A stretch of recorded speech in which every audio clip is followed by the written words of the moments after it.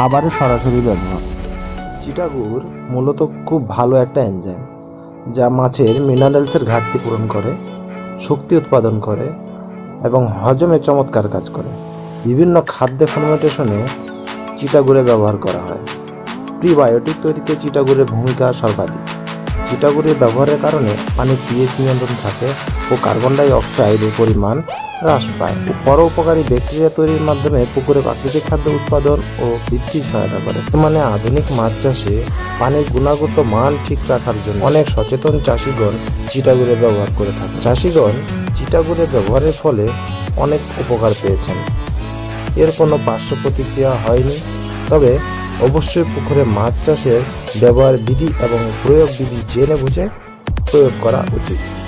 ব্যবহার বিধি ও প্রয়োগ মাত্রা এক এক ক্ষেত্রে এক এক রকম হয়ে থাকে। মূলত দুটি মাধ্যমে এর ব্যবহার বেশি হয়ে থাকে। এক, ফার্মেন্টেশন তৈরি ব্যবহার। দ্বিতীয়, খাবারে সরাসরি ব্যবহার।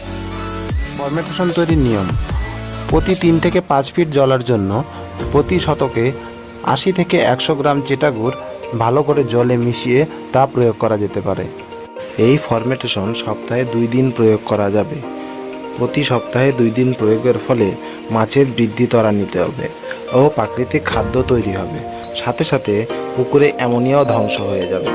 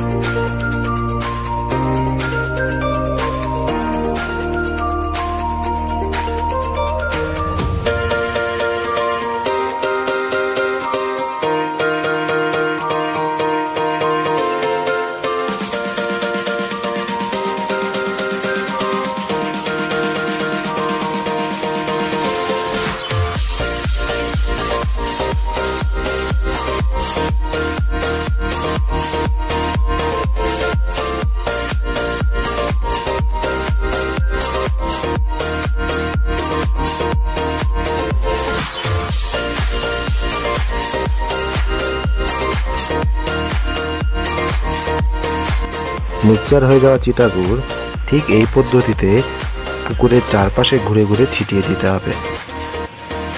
পদ্ধতিতে চিটা গুড় প্রয়োগের পর আমাদেরকে হরার প্রয়োগ করতে হবে। এই ভিডিওতে আমি আপনাদেরকে দেখাবো হরা কি এবং হরার প্রয়োগ কিভাবে করতে হয় আর হরা প্রয়োগের সঠিক নিয়ম কি।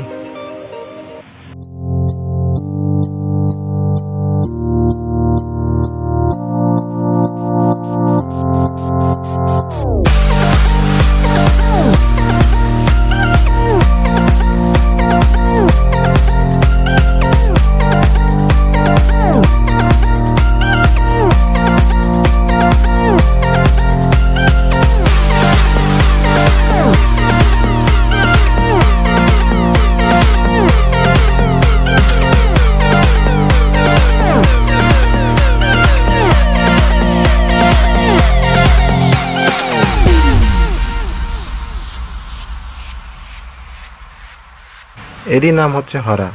এটার প্রয়োগের ফলে পুকুরের তলায় জমে থাকা অ্যামোনিয়া গ্যাসগুলো সব বেরিয়ে চলে আসবে।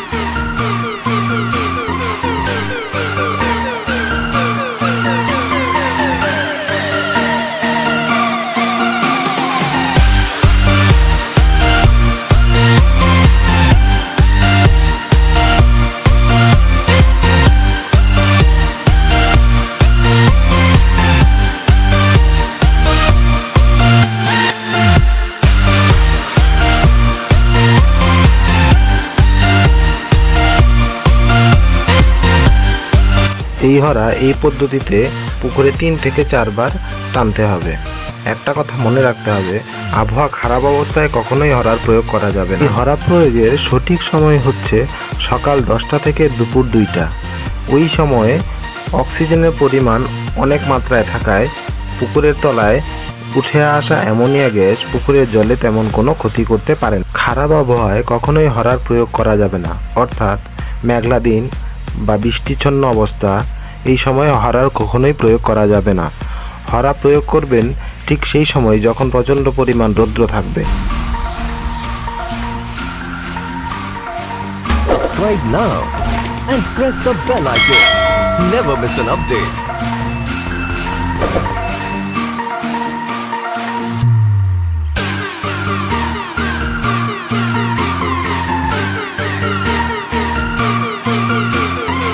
এখানে আপনারা দেখতে পাচ্ছেন হরা প্রয়োগের ফলে নিচে থাকা অ্যামোনিয়া গ্যাসগুলো বুদবুদ আকারে উপরে চলে আসছে। এখন আমরা জানবো সরাসরি খাবারের ব্যবহার সম্পর্কে। প্রথমেই আমরা চিটা গুড়টিকে জল দিয়ে ভালো করে মিশিয়ে নেব। মিশিয়ে নেওয়ার পর এটা খাবারে প্রয়োগ করব। খাবারে প্রয়োগ করার নিয়ম হচ্ছে 10 গ্রাম হারাই, অর্থাৎ 1 কিলো খাবারের সাথে 10 গ্রাম চিটা গুড় বা মোলাসেস বা লালি গুড় মিক্স করতে হবে। মিক্স করার পদ্ধতিটুকু আপনারা ভিডিওতে দেখতে পাচ্ছেন। চিটা গুড় খাবারের উপরে চারদিকে ছেটানো হয়ে গেলে আমরা এটিকে ভালো করে মিক্সচার করে নিই। মনে রাখতে হবে, মিক্সচার করা চিটা গুড়ের খাবারটি সকালে অথবা বিকালে দুবার প্রয়োগ করা যেতে পারে। তবে একদিনে মেশানো খাবার বেশি দিন রাখা যাবে না, অর্থাৎ 2 দিনও রাখা যাবে না। যেদিন মিক্সচার হবে ঠিক সেদিনই খাবারটুকু প্রয়োগ করতে হবে। মনে রাখবেন, জমাকৃত খাবার একদিনের অতিরিক্ত ব্যবহার করা যাবে না। এতে ব্যাকটেরিয়া ও ফাঙ্গাস আক্রমণ হতে পারে, যা মাছের জন্য অত্যন্ত ক্ষতিকর। এই ছিল সরাসরি খাদ্যে প্রয়োগ করার নিয়ম।